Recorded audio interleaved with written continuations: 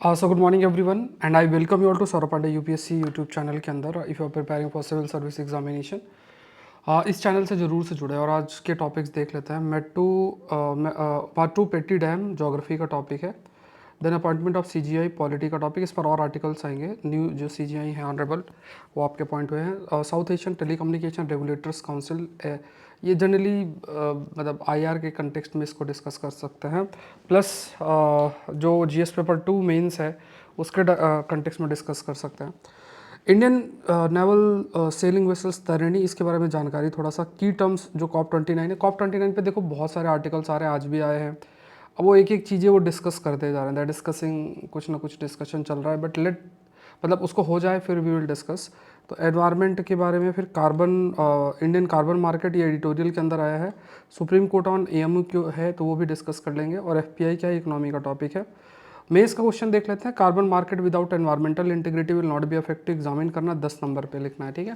तो you need to know about the environment integrity, फिर carbon market की context में कुछ पॉइंट्स हम लोग अभी डिस्कस भी करेंगे, that will help you to understand the things. कोई क्वेरी है तो ये नंबर याद कर लो, 9057921649। प्लीज़ मैसेज आपको करना है, इस पर कॉल नहीं लगेगा, मैसेज करना है, ठीक है। कोई भी क्वेरी हो, इवन नॉन एकेडमिक क्वेरी है जो कि आपकी पढ़ाई से को अफेक्ट कर रही है, तो ज़रूर से आप बात कर सकते हो, अपना मैसेज जो है मेंशन कर सकते हैं। अपने आंसर सेंड करो Saurabh Pandey UPSC Telegram channel पे, आपका आंसर जो है आप सेंड कर सकते हैं। और बहुत इंपॉर्टेंट इन्फॉर्मेशन मैं आपको बता देता हूँ, आकलन प्लस ये कोर्स मेरे बहुत क्लोज है। मैंने निबंध का एक स्टार्ट किया था, उसमें आप लोग का बहुत अच्छा एक रिस्पांस भी रहा और बच्चे सब अच्छे तरीके से लिख रहे हैं। निबंध का जो है 250 ऐसे मैंने इंक्लूड किए हैं, बहुत मेहनत का काम है। इस वीक आपको 6th ऐसे दे दिया और उसके बाद आपका उसका इवैल्यूएशन जो 5th ऐसे का शुरू हो गया। अब ये जो कोर्स है, इसमें देखो मैंने 3 वैलिडिटी रखी हैं। 3 वैलिडिटी में एक तो आप 3 मंथ्स के लिए जुड़ सकते हो, 6 मंथ्स के लिए जुड़ सकते हो, या 1 ईयर। 1 ईयर सबसे बेस्ट है। 1 ईयर में 200 प्लस आंसर्स आपके इवेलुएशन होंगे। 200 का मतलब हो गया कुल मिला के एक मॉक टेस्ट के अंदर, मतलब एक फुल लेंथ टेस्ट में 20 क्वेश्चन होते हैं, तो मतलब 10 आपके लगभग मतलब फुल लेंथ टेस्ट एक तरीके से देखो। वैसे 200 क्वेश्चंस होंगे जो 5-5 के क्वेश्चंस के फॉर्मेट में, या बहुत सारे ऐसे फॉर्मेट में आपके रहेंगे, सिंगल क्वेश्चंस इस टाइप से मंडे टू फ्राइडे आपको मिलते रहेंगे। और आपके जो आंसर इवेलुएट होंगे विद इन 48 आवर्स, 48 आवर्स रहेगा, ठीक है। और अगर फुल लेंथ टेस्ट के फॉर्मेट में है तो वो थोड़ा सा टाइम लगेगा, मतलब लगभग 5-6 डेज लगेंगे, ठीक है। तो इसमें 5 आपके 1-to-1 सेशंस रहेंगे, मेरा और आपका डायरेक्ट आप स्लॉट बुक कर सकते हो। और 5 1-to-1 सेशंस होंगे, कहाँ वर्क करना क्या, और 10 फुल लेंथ अलग से होंगे और 5 ऐसे होंगे, ठीक है। तो ये अगर आप भी डिस्काउंट, क्योंकि 50% ऑफ है, और ये लगभग आपको 43-4400 का पड़ेगा। आप कहीं भी जाके चेक कर लेना, ये पूरा फॉर्मेट है। अगर कहीं भी कराया जा रहा हो 24-25,000 या लगभग 20,000 के ऊपर होगा। मेरा उद्देश्य ये है कि क्योंकि लॉजिस्टिक्स बहुत सारी चीज़ें होती हैं इसको करने के लिए, तो ये एक मिनिमम उसमें करें, चीज़ें रहें, और आपका जो पूरा ईयर लॉन्ग चीज़ें चलती रहें। बाकी 3 मंथ्स और 6 मंथ के लिए भी है, आप चाहो तो उसको रीड कर लेना, उसमें भी 50% ऑफ है। बट वो 3 मंथ्स और 6 मंथ आप खुद देख सकते हो कि किस तरीके से आपको कंप्लीट करना है, ठीक है। मतलब 3 मंथ तक ही आपको वैलिडिटी रहेगी या 6 मंथ तक ही वैलिडिटी रहेगी, और 1 ईयर जो है अब पूरा है। तो 50% ऑफ है। आकलन प्लस मेंस आंसर राइटिंग और टेस्ट सीरीज दोनों चीज़ इसके अंदर इंक्लूडेड है। अल्टीमेट चीज़ है, बाकी लास्ट में मैं डिस्कस करूंगा। ज्वाइन करने के लिए लिंक वो डिस्क्रिप्शन बॉक्स में है, या फिर ये सौरभ पांडे UPSC.com है, या सौरभ पांडे CSE ऐप है। तो इसमें ऑल कोर्सेज पे क्लिक करो, आप लैपटॉप में अपनी क्लासेस देख सकते हो, फ़ोन से देख सकते हो, और इसमें पूरा अपलोड करने का ऑप्शन होता है। अपलोड अपने आपका आंसर करना, मैं क्वेश्चन अपलोड करूँगा और आपको अपने आंसर को अपलोड करना है। स्टार्ट करते हैं। Sea plane land in Mattupetty dam. Mattupetty dam geography का टॉपिक है। तो मटुपेट्टी डैम कहाँ लोकेटेड है? मुन्नार, केरला के अंदर लोकेटेड है, और है ना। अब जैसे ऐसे कभी भी कोई टॉपिक और ऐसे हेडलाइंस आए तो आपको ऐसे सोचना है कि यार ठीक है, अगर हम ऐसा इंफ्रास्ट्रक्चर बना रहे हैं तो ओवरऑल क्या इम्पैक्ट पड़ रहा है, क्या इम्पैक्ट पड़ रहा है पूरे के पूरे, मतलब जो एनवायरनमेंट है उस पर क्या इम्पैक्ट पड़ रहा है, ये चीज़ आपका दिमाग कहना चाहिए। नेक्स्ट देखते हैं, यहाँ पे ऑनरेबल नए चीफ जस्टिस जो है वो बने हैं, ये है ना। तो जस्टिस संजीव खन्ना नए चीफ जस्टिस बने हैं। अब इसमें हमें क्या जानना है, ये जानना है कि क्या प्रोसेस होता है, अपॉइंटमेंट ऑफ सीजीआई का क्या प्रोसेस होता है। तो चीफ जस्टिस जो है, मतलब सभी को पता है कि हेड ऑफ द जुडिशरी एक तरीके से हैं। अब ये ऑनरेबल प्रेसिडेंट के द्वारा अपॉइंट किए जाते हैं, सीनियरिटी होती है, और इसमें जो इन्वॉल्व होता है कि इसमें रिकमेंडेशन कौन देता है, ये बहुत इंपॉर्टेंट पॉइंट है। तो जो जैसे इससे पहले जो चीफ जस्टिस हैं, उन्होंने उनके रिकमेंडेशन के बेसिस पे और प्लस कुछ सीनियर जजेस के कंसल्टेशन वो ऑनरेबल प्रेसिडेंट को जाता है और फिर उसके हिसाब से अपॉइंटमेंट होता है। तो चीफ जस्टिस का बहुत महत्वपूर्ण रोल है, जैसे नए जजेस के अपॉइंटमेंट में, ट्रांसफ़र में, इन सब में। टेन्योर लगभग आपका 65 ईयर्स तक हो, और या फिर वो रिज़ाइन हो या रिमूव हो। कमेंट सेक्शन में बताओ कि चीफ जस्टिस किस तरीके से क्या रिमूव हो सकते हैं, या फिर आपको मतलब रिमूवल प्रोसेस है और उसका बेसिस क्या है, या कमेंट सेक्शन में जरूर से बताना। जो चीफ जस्टिस है उनका एक महत्वपूर्ण रोल है देश के अंदर, किसको जैसे किसको कौन सा केस एलोकेट करना है, ये सारी चीज़ें हैं। ट्रांसफ़र, अपॉइंटमेंट जो जजेस हायर जुडिशरी में है वो उन्हीं के द्वारा आपका किया जाता है। तो ये फैक्ट ध्यान में रखना। दूसरा देखो, अपॉइंटमेंट प्रोसेस में आर्टिकल 124 याद रखना है, जिससे के माध्यम से सुप्रीम कोर्ट है, establishment of supreme court. Article 217 जो अपॉइंटमेंट हाई कोर्ट जजेस के लिए, ये थोड़ा सा याद रखना है। अगर सुप्रीम कोर्ट में जजेस अपॉइंटमेंट होते हैं तो वहाँ पे हाई कोर्ट में जज होने चाहिए, एडवोकेट होने चाहिए लगभग 10 साल तक, ये एक एलिजिबिलिटी ध्यान में रखना है। और इसके आउटगोइंग मतलब कौन रिकमेंड करता है कि ये CGI बनेंगे, तो जो आउटगोइंग CGI हैं वो इस चीज़ को रिकमेंड आपका करते हैं। नेक्स्ट देखते हैं, TRAI chief of chair to south, वो चेयर करेंगे South Asian telecom regulator council को। तो ये थोड़ा सा महत्वपूर्ण टॉपिक बन जाता है। साउथ एशियन टेलीकॉम आप सभी को पता है इसका मतलब क्या होता है। South Asian telecom regulator council SATRC की बात करता है। तो इसमें क्या है, जितने साउथ एशिया के जो टेलीकम्युनिकेशन है ना, तो उसके जो रेगुलेटर्स उनके बीच में कोऑर्डिनेशन को लेकर ये बॉडी का गठन आपका है। मतलब टेलीकम्युनिकेशन को लेकर जो रीजनल साउथ एशिया रीजन है वहाँ पे कोऑपरेशन जो है वो आपको स्टैब्लिश करना है। अब यहाँ पे क्या है कि बहुत सारी जो टेलीकॉम रेगुलेटरी अथॉरिटीज़ अलग अलग देश की, वो उसकी मेंबर्स हैं। जैसे इसमें मेनली अभी 9 साउथ एशियन कंट्रीज़ हैं, जिसमें अफगानिस्तान, बांग्लादेश, भूटान, इंडिया, ईरान, मालदीव्स, नेपाल, पाकिस्तान, श्रीलंका, ये है आपकी। अच्छा, आपसे ये प्रश्न बन सकता है, पूछा जा सकता है कि इनमें से कौन सा देश जो है SATRC का मेंबर है। तो थोड़ा सा ध्यान में रखना है इसमें। ईरान पे आप कंफ्यूज हो सकते हो, मालदीव्स पे हो सकते हो, ये हो सकता है। तो अभी जैसे अनिल कुमार लाहौटी जो है ये आपके चेयरमैन हैं, वो इलेक्ट हुए हैं। अब इसकी कॉन्फ्रेंस आपकी न्यू दिल्ली में हुई। ये प्रश्न बन सकता है कि लेटेस्ट कॉन्फ्रेंस कहाँ पे हुई, ये स्टेटमेंट बेस्ड है। एम क्या है कि जो टेलीकम्युनिकेशन इंफ्रास्ट्रक्चर कैसे इंप्रूव किया जाए, इनोवेशन कैसे लाया जा सके, पूरे रीजन के अंदर एक ट्रांसपेरेंट रेगुलेशन, मतलब एक सही तरीके से कैसे रेगुलेशन के लिए प्रयास किया जा सके। और चैलेंज क्या है, साइबर सिक्योरिटी पे फोकस करना। चैलेंज सबसे बड़ा है कि जो मेंबर देश हैं उनके बीच डिस्पैरिटी, डिजिटल डिवाइड जो है कि मतलब डिजिटल टेक्नोलॉजी का एक्सेसिबिलिटी, अफोर्डेबिलिटी, अवेलेबिलिटी कहीं है कहीं नहीं है।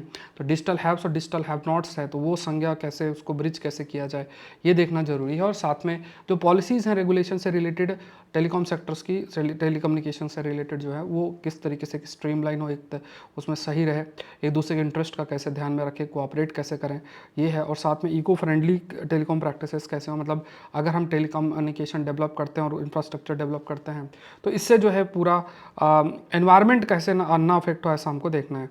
उसके बाद देखते हैं वुमेन नेवल ऑफिसर, ये आपका लाइक INS तरिणी से रिलेटेड है। तो वो मतलब जो एक वेसल्स है वो मूव कर रही है।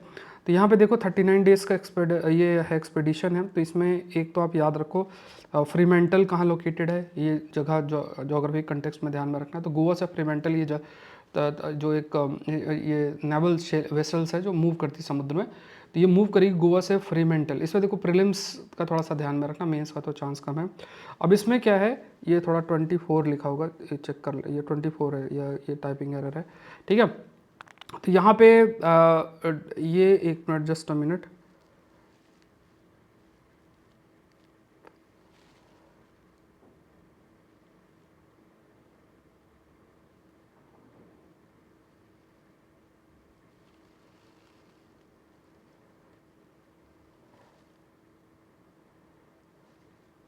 ठीक है। तो ये 2023 से शायद चालू हुई थी, लेकिन अभी चल रही है, ठीक है। तो यहाँ पे ये मेंबर्स हैं, क्रू मेंबर्स हैं, दिलना के and lieutenant CDR Rupa A, admiral है ना, तो ये है। और ये कहाँ रीच करेगा, ये आपका रीच अभी वैसे आप याद रखना लास्ट में फ्रीमेंटल है। इसमें कई सारी, जैसे अब जहाज़ जा रहा है तो चैलेंज क्या क्या फेस किए जा सकते हैं, तो ख़ास तौर से जो वेदर कंडीशंस हैं वो आपको फेस हो सकते हैं, ठीक है।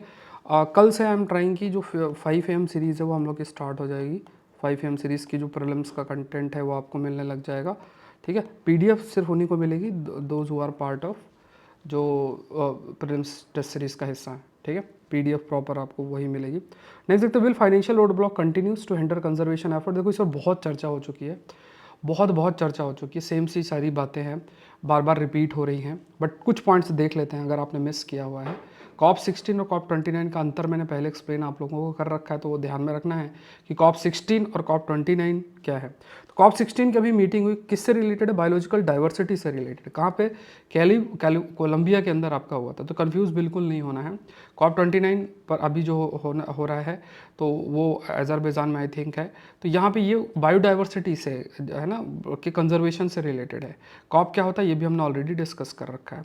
अब यहाँ पे क्या है कि मेनली बायोडाइवर्सिटी जो लॉस है, focusing on halting biodiversity loss, मतलब जो बायोडाइवर्सिटी का लॉस है उसको पूरी तरीके से रोकना। अब रोकना कितना आसान है, सोचने वाली बात है। अब इसमें जो कैली फंड है ये इस्टेब्लिश किया गया, जिसमें जो भी फाइनेंशियल बेनिफिट्स हैं जेनेटिक रिसोर्सेज को, उसको कैसे ठीक है उसको कैसे शेयर किया जा सके। मतलब जैसे बायोडाइवर्सिटी है, बायोडाइवर्सिटी इन वाइल्ड की भी अगर हम बात करते हैं, कुछ उनके जेनेटिक रिसोर्सेज उसका बेनिफिट जो है कैसे शेयर किया जा सकता है। एंड ये भी कहा गया कि जो लगभग $1 बिलियन एनुअली जो है वो बायोडाइवर्सिटी कंजर्वेशन के लिए आप कह सकते हैं इस्तेमाल किया जा सकता है। और यहाँ में मेजर कोऑपरेशन की भी ज़रूरत है ख़ास तौर से। और आपको याद रखना है कि कैली फंड किससे रिलेटेड है, ये बेसिकली कि बायोडाइवर्सिटी कंजर्वेशन से रिलेटेड है, ये ध्यान में रखना है। इंडिजिनस इंगेजमेंट की बात की गई है, तो यहाँ पे जो इंडिजिनस लोग हैं, मतलब जैसे कहीं भी अगर बायोडाइवर्सिटी है, मतलब जो आपके प्लांट एनिमल्स सारे वो प्रेजेंट है, तो वहाँ पे इंडिजिनस लोग हैं, वहाँ के जो लोकल्स हैं, ट्राइबल्स पीपल हैं, लोकल कम्युनिटी, उनको हम कैसे साथ लेकर चल सकते हैं, उनके नॉलेज विजडम को कैसे यूज़ कर सकते हैं, इस पर फोकस किया गया। फिर एक टॉपिक आपको याद रखना है, 30/30 टारगेट है इसमें। तो यहाँ पे 30/30 टारगेट, लगभग 30% वर्ल्ड का लैंड और ओशियन प्रोटेक्ट करना बाय 2030। अगर आपसे पूछा जाए किससे related, is also related with the biodiversity conservation. फिर जो इसमें people of African descent in nature conservation was recognised, मतलब जो अफ्रीकन लोग हैं कि वो कैसे प्रकृति के साथ साथ रह रहे हैं, उनका ट्रेडिशनल नॉलेज किस तरीके से इस्तेमाल किया जा सकता है और कैसे वो बायोडाइवर्सिटी कंजर्वेशन में एक रोल प्ले कर सकते हैं। उसके अलावा ये भी हाईलाइट किया गया है कि जो बायोडाइवर्सिटी इनिशिएटिव है उसका बेनिफिट शेयरिंग कैसे सभी तक रीच कर सके, बेनिफिट जो शेयरिंग है उसको कैसे रीच कराया जा सकता है। यहाँ पे ये भी कहा गया कि अभी कई सारे एक्शंस हमें लेने की ज़रूरत है, बहुत ज़रूरी है कि तुरंत कदम उठाए जाए बायोडाइवर्सिटी कंजर्वेशन के लिए। फिर इसमें ये भी कहा गया कि जो इन्वेजिव एलियन स्पीसीज़ है, इन्वेजिव एलियन स्पीसीज़ का मतलब जो ऐसी स्पीसीज़ प्लांट्स की या दूसरे जीव की जो वहाँ पे प्रेवलेंट नहीं है, बाहर से आए और वहाँ प्रेजेंट हो गए और वहाँ वो पूरे इकोसिस्टम को डैमेज कर सकते हैं, तो उसको गाइडलाइंस प्रपोज की गई हैं। और फिर उसके बाद कैसे उसको इंटरनेशनल कोऑपरेशन के माध्यम से या जिस भी तरीके से ये रीच करती है इन्वेजिव एलियन स्पीसीज। एलियन का मतलब ये नहीं कि दूसरे ग्रह से आई है, मतलब जहाँ पे किसी भी जगह पे जो स्पीसीज़ है वहाँ है ना, वहाँ की नेटिव नहीं है, कहीं और सेंटर हो गई हैं और या हम लेकर आए हैं, इंसानों के द्वारा लेकर आया गया है या किसी भी तरीके से, तो वो वहाँ के इकोसिस्टम को डैमेज कर सकती है। फिर उसके बाद यहाँ पे एग्री किया गया कि इकोलॉजिकली और बायोलॉजिकल सिग्निफिकेंट जो मैराइन एरियाज है उनको आइडेंटिफाई करना, अपडेट करना, उनको भी देखना। अब क्योंकि उसके भी कई पॉलिटिकल चैलेंजेस है, उन चैलेंजेस को भी ध्यान में रखना। वन हेल्थ अप्रोच की तरफ ध्यान दिया गया है। तो यहाँ पे वन हेल्थ अप्रोच, क्योंकि देखो बायोडाइवर्सिटी अगर ऐसा ही डैमेज होता रहेगा तो पॉसिबिलिटी क्या है कि there is a very high possibility कि नए नए तरीके के वायरस बैक्टीरिया जो है वो एक्सपोज होंगे और इंसान उनके सामने एक्सपोज होगा और फिर कई बीमारियां जो है फैल सकती हैं। तो इसलिए ज़रूरी क्या है कि स्टेप्स क्या लेने की ज़रूरत है कि हम जब इंसान को हेल्दी की बात करते हैं, मतलब इंसान की हेल्थ की बात करते हैं, तो हमें जो डिफरेंट स्टेक होल्डर चाहे है ना, चाहे बायोडाइवर्सिटी हेल्दी हो, एनवायरनमेंट हेल्दी हो, एनिमल्स हेल्दी हो, तभी जो है इंसान हेल्दी होगा। तो ये एक जो अप्रोच है इसी को वन हेल्थ अप्रोच भी कहा जाता है। तो इस पर भी बात की गई है। तो ग्लोबल एक्शन प्लान बायोडाइवर्सिटी और हेल्थ की बात करें तो इसमें भी एक जो वन हेल्थ अप्रोच की बात की जो बात है वो आपकी की गई है। इसके बाद टेक्निकल और सपोर्ट और कैपेसिटी बिल्डिंग, जो डेवलपिंग देश है उनको कैसे टेक्निकल सपोर्ट और सब प्रोवाइड किया जा सकता है। दूसरा यहाँ पे हेल्थ प्रोफेशनल और पॉलिसी मेकर्स और जो भी एनवायरनमेंट कंजर्वेशनिस्ट हैं उनके बीच में कैसे कोऑपरेशन इंक्रीज किया जाता है, उस पर भी फोकस आपका किया गया है। तो यहाँ पे ख़ास तौर से जो आपका इनोवेशन है, जैसे सिंथेटिक बायोलॉजी के अंदर है ना, सिंथेटिक मतलब कई सारे बायोलॉजिकल एस्पेक्ट आर्टिफिशियली जब हम उसको क्रिएट करते हैं तो उसको कैसे हम बैलेंस कर सकते हैं विद कंजर्वेशन एफर्ट।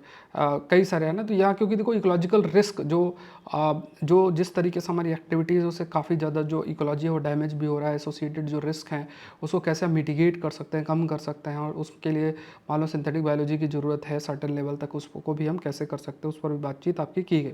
तो COP16 में इसमें कुछ इश्यूज़ हैं फाइनेंशियल कमिटमेंट को लेकर। लगभग टारगेट ऑफ $700 बिलियन एनुअली है फॉर बायोडाइवर्सिटी कंजर्वेशन बाय 2030, ये टारगेट है, बट बहुत सारे इश्यूज अनरिजॉल्व है। तो ये देखो कई बार ऐसा भी लगता है कि ऐसे जो कंजर्वेशन और ये सब कई बार पैसे कमाने के साधन ना बने, ऐसा देखना है। अब इसमें ये भी देखना है कि लगभग $163 मिलियन जो है वो प्लेज किया गया था कॉन्फ्रेंस में, और है ना, जो कि आप कह सकते हो कि जो ज़रूरत उससे काफ़ी कम है, इंक्लूडिंग $30 बिलियन जो है from developed to developing countries देने की बात की गई है। इसमें गवर्नेंस डिस्प्यूट भी है कि जैसे मान लो कि किस तरीके से फंड का डिस्ट्रीब्यूशन होगा, गवर्नेंस कैसे आप उसको मैनेज करोगे, ये भी है। और जो डेवलपिंग नेशन है वो कह रहे हैं कि एक ग्लोबल नेचर फंड भी होना चाहिए, जिस पर जो मतलब एक ऐसा एक फंड अलग से भी होना चाहिए जिसमें जो प्रकृति को कैसे हम प्रोटेक्ट कर सके उससे स्पेसिफिक होना चाहिए। बट जो वेल्दी नेशन है उन्होंने, आप कह सकते हो, उसको अपोज भी किया गया।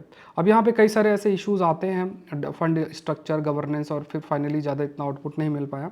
अब यहाँ पे एक और भी कहा गया कि जो Kunming Montreal global biodiversity framework है, इस पर भी कई चैलेंजेस हैं। इस पर हमने चर्चा पहले भी कर रखी है। Kunming Montreal global biodiversity framework पे लगभग 44 आउट ऑफ 196 जो कंट्रीज है उन्होंने ही national biodiversity strategic and action plans अपने रखे हैं कि हम इस तरीके से कदम उठा के और बायोडाइवर्सिटी कंजर्वेशन के लिए काम करेंगे। तो वहाँ पे बहुत ज़रूरी है कि जो कुनमिंग मॉन्ट्रियल ग्लोबल फ्रेमवर्क है, जिसके तहत सर्टेन चीज़ें हाईलाइट की गई कैसे हम बायोडाइवर्सिटी कंजर्वेशन कर सकते हैं, उसके लिए कदम उठाना ज़रूरी है, और उसका प्रॉपर मतलब मॉनिटर करना, और जो भी चैलेंजेस हैं उनको मिटिगेट कैसे किया जा सकता है और इफेक्टिवली इसको कैसे इंप्लीमेंट किया जा सकता है जिससे कि गोल अचीव किया जा सकता है, वो देखना ज़रूरी बन सकता है। तो बहुत सारी जो देश है उन्हें अभी अपना पूरा सबमिट भी करना है कि उनका प्लान क्या है, एक्शन प्लान क्या है, ज़्यादातर लोगों ने नहीं किया।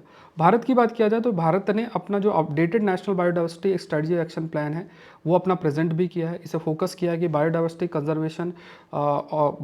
कंजर्वेशन साथ में ग्लोबल बायोडाइवर्सिटी फ्रेमवर्क उसको अलाइन किया है कि हम कैसे अपने बायोडाइवर्सिटी कंजर्वेशन के लिए मदद करेंगे, अचीव करेंगे।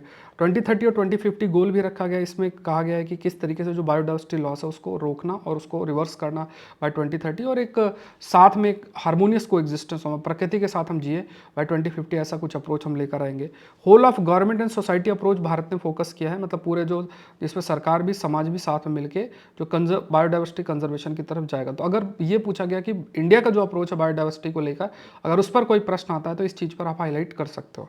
23 नेशनल बायोडाइवर्सिटी टारगेट्स आपके स्पेसिफिक रखे गए हैं कि जैसे हम बायोडाइवर्सिटी कंजर्वेशन इकोसिस्टम को कैसे रिस्टोर किया जाए, जो जैसे इकोसिस्टम डैमेज हुआ उसको दोबारा से रिस्टोर करने की बात की गई है। तो उसमें भी लगभग कई सारे टारगेट्स हैं, तो वो भी भारत ने हाईलाइट किया गया। अब इसमें फाइनेंशियल सोल्यूशन और कम्युनिटी इंगेजमेंट बहुत इंपॉर्टेंट हो जाता है कि जैसे अगर आप इकोसिस्टम को रिस्टोर कर रहे हो, वेटलैंड्स प्रोटेक्ट करना है, मैराइन एरिया, समुद्री जो एरिया प्रोटेक्ट करना चाह रहे हो, तो उसमें कई सारे ऐसा पैसा की भी जरूरत है और कम्युनिटी को भी आपको इन्वॉल्व करना है। तो फाइनेंशियल सोल्यूशन और कम्युनिटी इंगेजमेंट, इस चीज़ को भी हाईलाइट आपका किया गया। तो फाइनेंशियल कमिटमेंट बहुत जरूरी है, भारत ने हाईलाइट भी किया है। अगर 2030 तक उन टारगेट्स को अचीव करना, अगर हम नहीं मतलब ये सारी ज़रूरतें पूरी कर पा रहे हैं, इट्स वेरी डिफिकल्ट कि हम जो है टारगेट्स हैं उनको अचीव कर पाए। तो ये है यहाँ पे एक साथ मिल के काम करना, ट्रांसपेरेंसी कैसे लेकर आया जा सकता है, कई चीज़ों को साथ में टैकल करने का प्रयास हमें करना है, जिसमें पॉल्यूशन, क्लाइमेट चेंज और बायोडाइवर्सिटी, ये सब चीज़ें जो है रहे, इस पर भी फोकस जो है आपका किया गया। नेक्स्ट देखते हैं, COP29 की बात की गई है। तो यहाँ पर जब ये पूरे तरीके से हो जाएगा तो इस पर चर्चा होगी, ठीक है। इस पर की टर्म्स हैं जो पूरे पेपर के अंदर आया, उसको थोड़ा सा देख लेते हैं। तो इस पर एक तो आप UNFCCC याद रखो, जिसका फुल फॉर्म है United nation framework convention on climate change, जो कि 1992 की ट्रीटी है। 200 देश लगभग इसमें साथ आए, साइन रेटिफाई उन्होंने किया, और वो इसके तहत कैसे ग्लोबल वार्मिंग को रोका जाए उस पर फोकस किया गया। और इसी की मीटिंग अलग अलग तरीके से होती है, जो कि अभी 29वीं मीटिंग चल रही है। इससे पहले जो हमने डिस्कस किया था, it was related with the biodiversity conservation.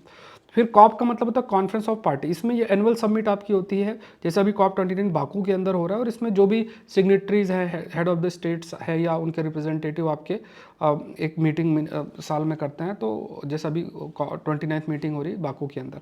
फिर यहाँ पे एक आपका NCQG का मतलब है new collective quantified goal on climate finance.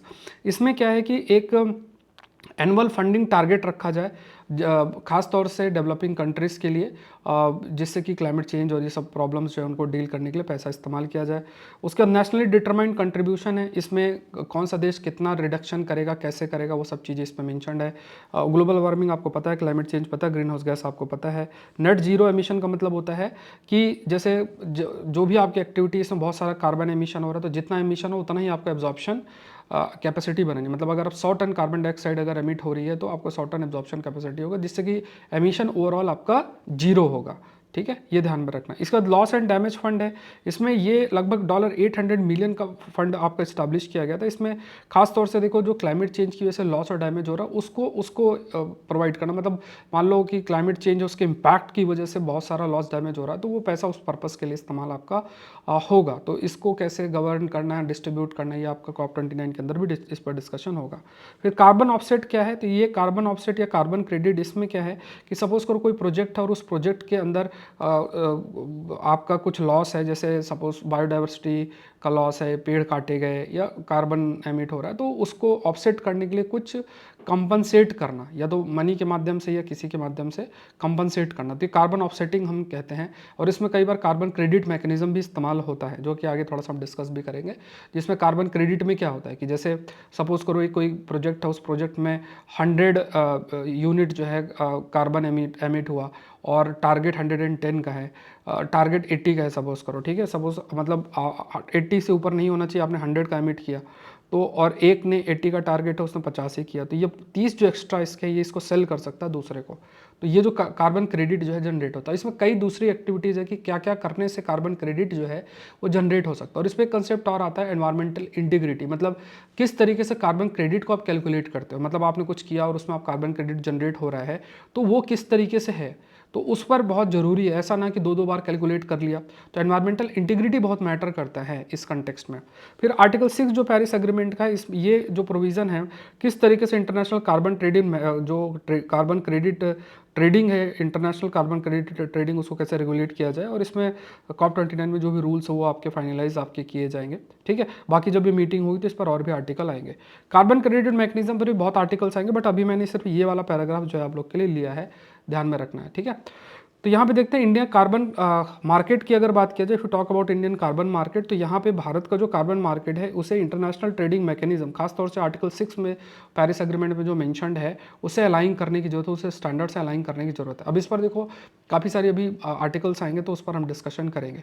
Article 6.2 जो है, इसमें क्या है कि किस तरीके से जो अपने क्लाइमेट ऑब्जेक्टिव्स को जो transfer mitigation outcome, international transfer mitigation outcome, एक तरीके से उसके माध्यम से हम उसके माध्यम से चीज़ें अचीव की जा सकती हैं, इन द सेंस कि जो भी जो रिडक्शन मिटिगेशन मतलब चीज़ों को रिड्यूस करना। जैसे अगर आपका कार्बन एमिशन हो रहा तो क्या तरीका है जिसके माध्यम से उस कार्बन एमिशन को रिड्यूस किया जाए, तो उसके सर्टेन सेट ऑफ स्टैंडर्ड्स उसको आप कैसे फॉलो करते हो, वो चीज़ आर्टिकल 6.2 के अंदर आपका मेंशन्ड है। अब यहाँ पे इन्वायरमेंट इंटीग्रिटी बहुत मैटर करता है। यहाँ पे ये कार्बन जो क्रेडिट जनरेट हो रहा है वो डबल काउंटिंग उसकी ना हो जाए, और कैसे किस बेसिस पर उसको प्रॉपर स्टैंडर्डाइज करना ये बहुत मैटर करता है।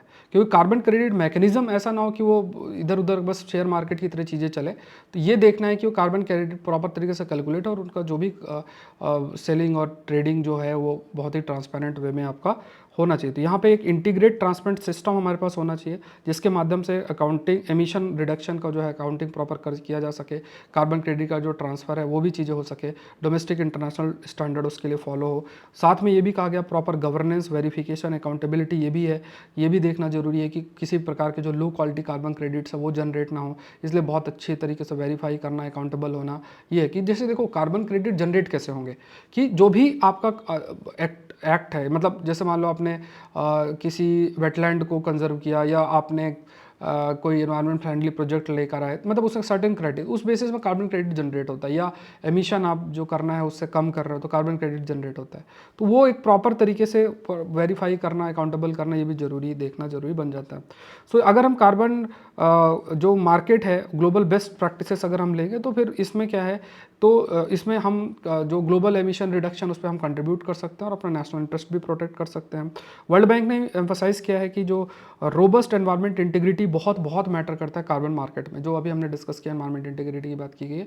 तो आर्टिकल 6 जो पेरिस एग्रीमेंट का है, जो इस पर कार्बन जो ये कार्बन क्रेडिट को एक तरीके से फैसिलिटेट भी कर रहा है, कार्बन क्रेडिट मैकेनिज्म को, तो वो तभी हम इम्प्लीमेंट कर पाएंगे व्हेन यू हैव लाइक हम एक तरीके से जब एनवायरमेंट इंटीग्रिटी जो है वो मेंटेन करके रखते हैं। नेक्स्ट देखते हैं, can AMU finally claim minority status. इस पर है ऑनरेबल कोर्ट का जजमेंट है, इसको देख लेते हैं। पॉलिटी का टॉपिक है। तो अभी हाल में 4:3 में मेजर वर्डिक्ट आया ऑनरेबल सुप्रीम कोर्ट ने, जो 1967 की रूलिंग है ए अजीज बादशाह वर्सेस यूनियन ऑफ इंडिया, जो कि एक बेसिस था जिसकी वजह से एएमयू को माइनॉरिटी इंस्टीट्यूशन स्टेटस नहीं मिल रहा था, तो उसको एक तरीके से रिवर्स किया गया। अब इस पर देख लेते हैं। तो इसमें देखो, माइनॉरिटी इंस्टीट्यूशन में आर्टिकल 30 सब क्लॉज 1 जो है कॉन्स्टिट्यूशन का, वो ग्रांट करता है रिलीजन के बेस में, लिंग्विस्टिक माइनॉरिटी मतलब भाषा के बेस में जो माइनॉरिटीज़ हैं उनका राइट है जिसके माध्यम से वो अपने एजुकेशन इंस्टीट्यूट को मैनेज कर सकते हैं। फिर आपका इक्वालिटी ऑफ ट्रीटमेंट की बात की है, जो आर्टिकल 30 सब क्लॉज 2 है, उसमें ये कहा गया है कि इक्वल ट्रीटमेंट प्रोवाइड होना चाहिए जो एजुकेशनल इंस्टीट्यूशन की फंडिंग है। मतलब ऐसा नहीं होना चाहिए कि they belong to minority institution, under that consideration उनको कहा जाए कि फंडिंग आप खुद जनरेट करो, जैसे आप दूसरे संस्थाओं को करते हो वैसे उनको भी फंडिंग की जो जरूरत है वो उनको प्रोवाइड करना है। तो ये इक्वालिटी वाली चीज़ आर्टिकल 30 सब क्लॉज 2 है। दूसरा ये आपको ध्यान में रखना है कि माइनॉरिटी के पीछे एक रिलीजन है, दूसरा आपका भाषा है, दो कंटेक्स्ट इसके अंदर है।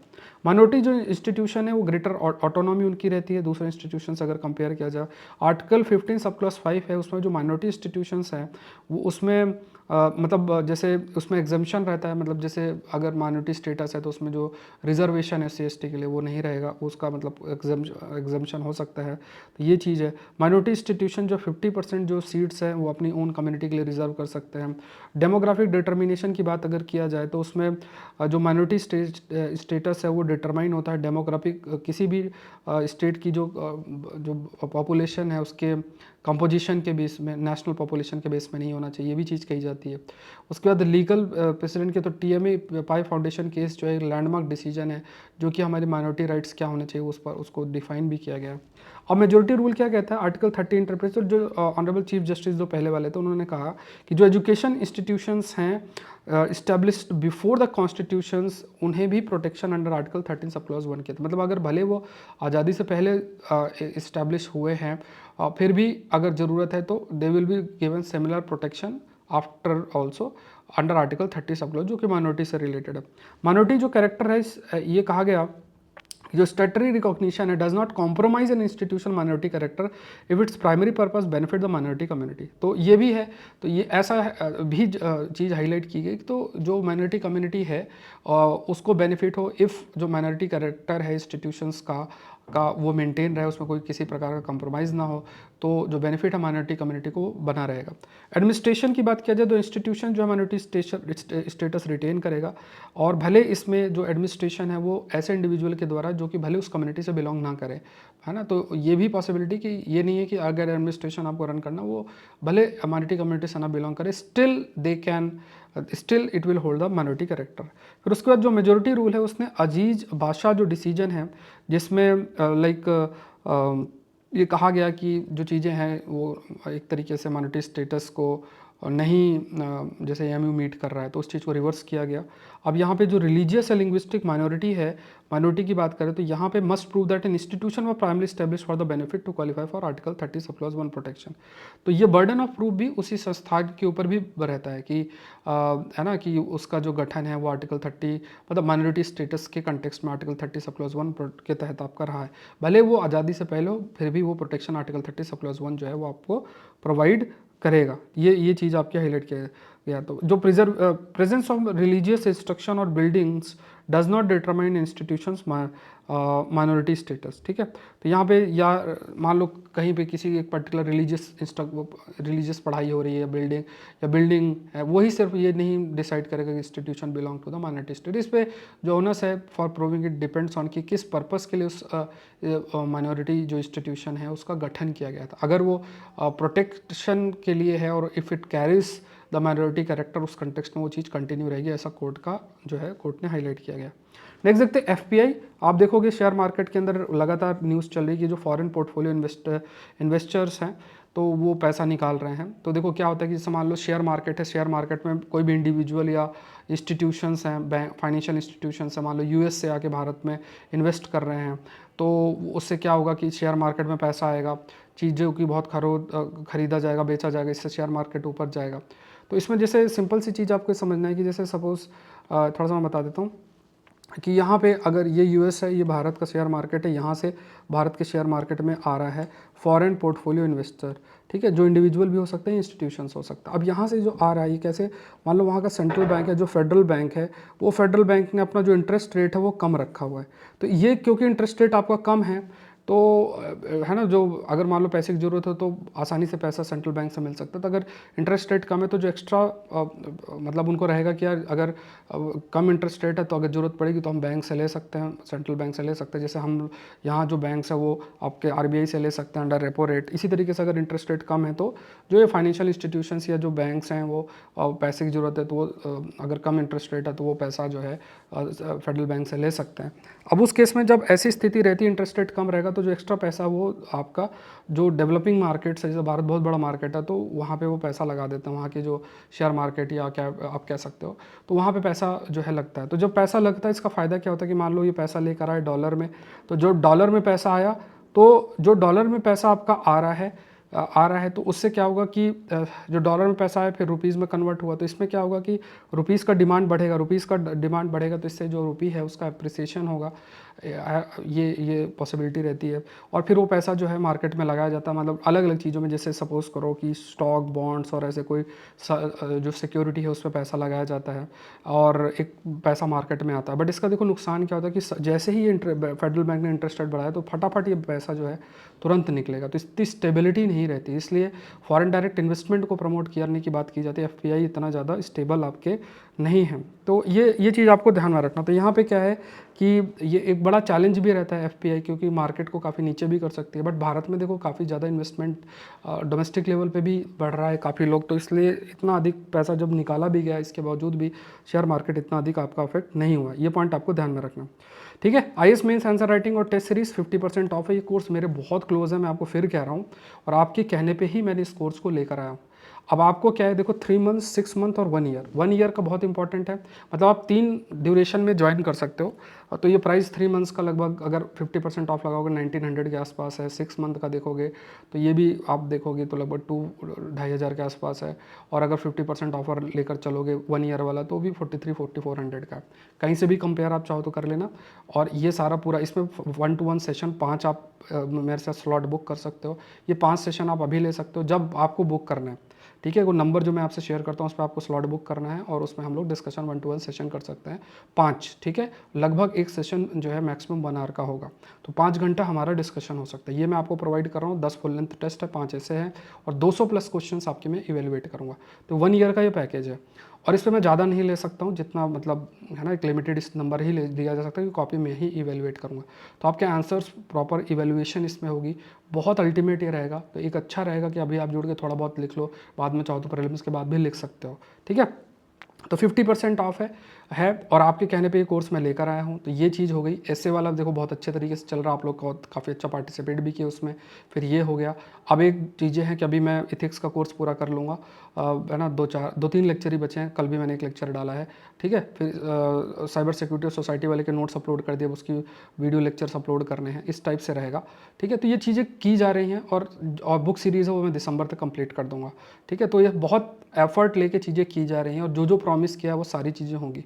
आपको बेनिफिट रखना है क्योंकि आपने जितना भी पढ़ा है ज़रूरी है कि आप लिखो भी, है ना। तो यहाँ पे जो भी लॉजिस्टिक कॉस्ट है उसको ध्यान में रखते हुए प्राइसिंग बहुत कम रखी गई। आप चाहो तो कहीं भी कंपेयर कर लेना, प्राइसिंग प्रॉपर सब 20-20 हज़ार, 18-18 हज़ार ऐसे प्राइसिंग है, ठीक है। तो ये थोड़ा सा आपको इस प्रोग्राम को बेनिफिट लेना चाहिए। जो सीरियस लोग हैं मैं उनकी बात कर रहा हूँ, जो जिनको लिखने का एक है, ठीक है, जो लिखना चाहते हैं उनकी बात हो रही है। तो ये चीज़ कंटिन्यू रहेगी, ये ध्यान में रखना है क्योंकि ये सारी चीज़ें हैं। और कोई क्वेरी है तो आपके पास नंबर है, उस पर आप मैसेज कर सकते हैं। बाकी ये कोर्सेस एग्रीकल्चर ऑप्शनल मिस करना बहुत इंपॉर्टेंट ऑप्शनल है। ये पूरा मैंने वीडियोस आपको दे दिए, नोट्स आपको दे दिए, और ना अब आपको बस देखना है, तो ये आप को देखना है।